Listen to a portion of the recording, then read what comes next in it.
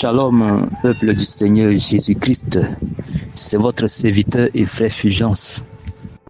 Que le Seigneur, dans sa grande bonté, nous accorde la grâce de vivre une vie de fidélité, d'intégrité, une vie d'obéissance complète à sa parole, une vie de sanctification, une vie qui vraiment le glorifie, une vie de pureté, qu'il accorde la grâce à tous ceux qui écouteront ce message de se conformer à sa volonté, afin qu'il nous remplisse tous de la plénitude de son Esprit Saint et que nous nous laissions conduire par son Esprit afin que nous lui soyons agréables en tout temps, en tout lieu, au nom de notre Seigneur et Sauveur Jésus-Christ de Nazareth.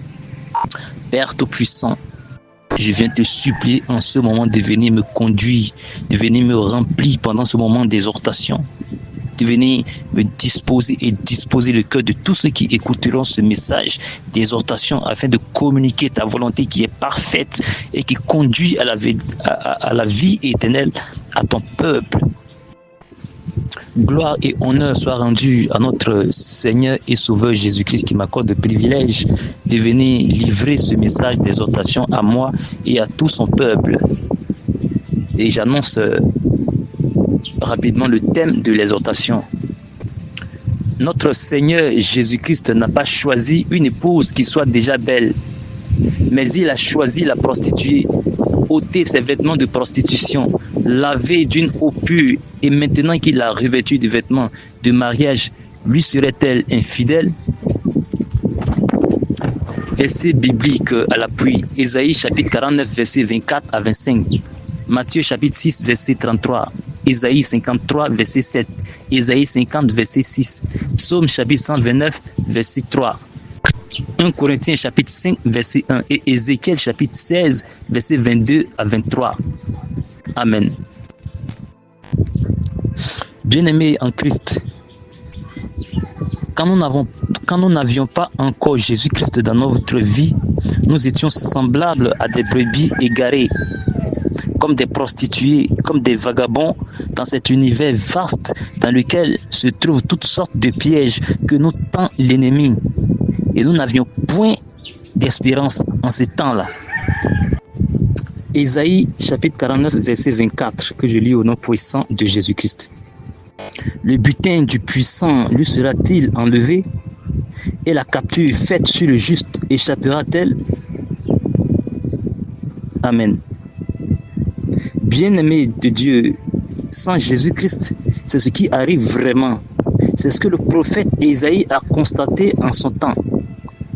Il a vu que le puissant qui est Satan tenait les humains dans toutes sortes de prisons, de captivité, les enfermait dans des cachots, il tenait leur âme captive. Il était vraiment étonné de voir comment Satan maltraitait les humains et il a posé cette question à Dieu.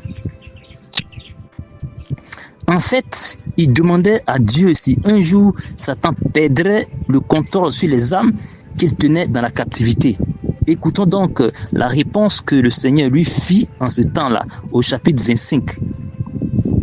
Lui, dit l'Éternel, la capture du puissant lui sera enlevée et le butin du tyran lui échappera. Je combattrai tes ennemis et je sauverai tes fils. Cette réponse est aussi la promesse que Dieu a faite à nos patriarches israélites. Ouvrons notre esprit et laissons-nous conduire par le Saint-Esprit et ne disons pas que Israël n'est pas notre patrie, car spirituellement parlant, Israël est notre patrie et les patriarches israélites sont aussi nos patriarches. Et cette promesse de consolation concerne la venue de notre Seigneur et Sauveur Jésus-Christ de Nazareth. Car pour ce qui concerne toutes les promesses de Dieu, c'est en lui, en Christ, qu'est le oui. Alléluia. Mais pourquoi Satan nous tenait-il captifs et nous accusait, nous opprimait? C'est à cause de nos vêtements de prostitution qui représentent la vie de péché. Vous savez, famille en Christ, il y a l'amour de Dieu et il y a aussi sa justice divine, invisible, mais très tranchante. Voilà pourquoi dans Matthieu chapitre 6, verset 33, il a dit: cherchez premièrement le royaume et la justice de Dieu, et toutes ces choses vous seront données par-dessus. Il n'a pas seulement parlé du royaume, mais aussi de la justice de Dieu. Nous savons que la justice de Dieu est très profonde. Mais ici, il s'agit de la justice qui est liée au royaume, comme les règlements qui régissent le royaume. Les lois, les commandements auxquels doivent se conformer ceux qui veulent entrer dans le royaume. Alléluia. C'est pourquoi, avant que cette promesse s'accomplisse, il a fallu que cette justice divine soit comblée, satisfaite, pour la libération des captifs, pour que la prostituée devienne une femme légitime. Ésaïe chapitre 53, verset 7. Il a été maltraité et opprimé. Il n'a point ouvert la bouche, semblable à un agneau qu'on mène à la boucherie, à une brebis muette devant ceux qui l'attendent. Il n'a point ouvert la bouche. Ésaïe chapitre 50, verset 6 encore. J'ai livré mon dos à ceux qui me frappaient et mes joues à ceux qui m'arrachaient la barbe. Je n'ai pas dérobé mon visage aux ignominies et aux crachats. Encore psaume 129, verset 3. Des laboureurs ont labouré mon dos. Ils y ont tracé de longs sillons. Amen. Bien-aimés en Christ, avant que cette justice soit satisfaite, que cette promesse de consolation s'accomplisse et que le prisonnier devienne libre et que la prostituée devienne l'épouse et l'église de Dieu, il a fallu que Jésus-Christ paie la dot la plus chère jamais payée. En fait, il a donné sa vie même pour cette prostituée qui est l'église d'aujourd'hui. Il a subi à la croix, et même avant la croix, ce qu'aucun homme n'a subi sur terre. Pour que nous échappions des mains du diable et que nous soyons libres, pour que nous soyons sauvés. Alléluia. 1 Corinthiens chapitre 5, verset 1, que je lis au nom puissant de Jésus-Christ.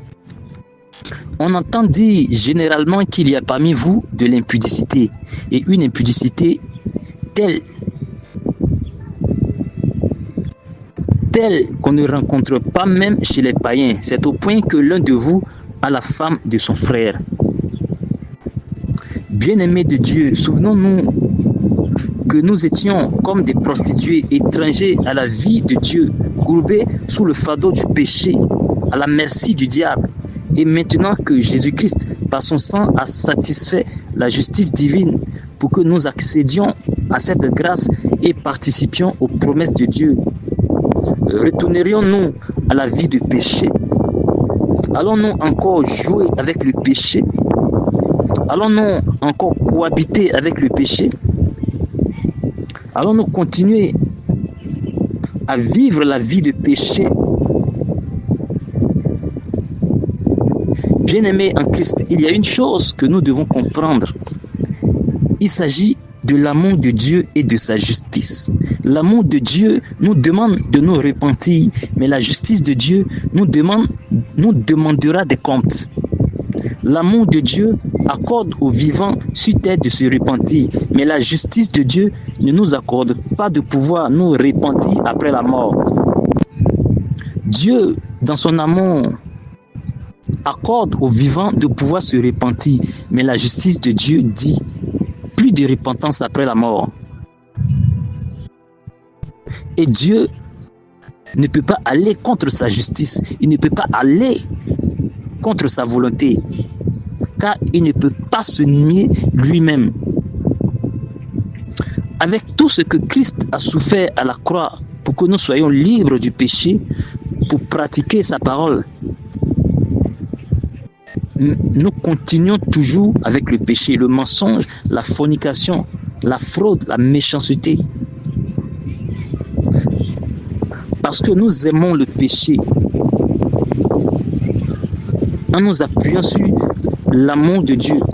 Mais l'amour de Dieu nous demande-t-il d'aimer le péché? Au contraire, son amour nous demande de fuir le péché. Ézéchiel chapitre 16, versets 22 à 23. Au milieu de toutes tes abominations et de tes prostitutions, tu ne t'es pas souvenu du temps de ta jeunesse, lorsque tu étais nu, entièrement nu et baigné dans ton sang. Après toutes tes méchantes actions, malheur, malheur à toi, dit le Seigneur éternel. Amen.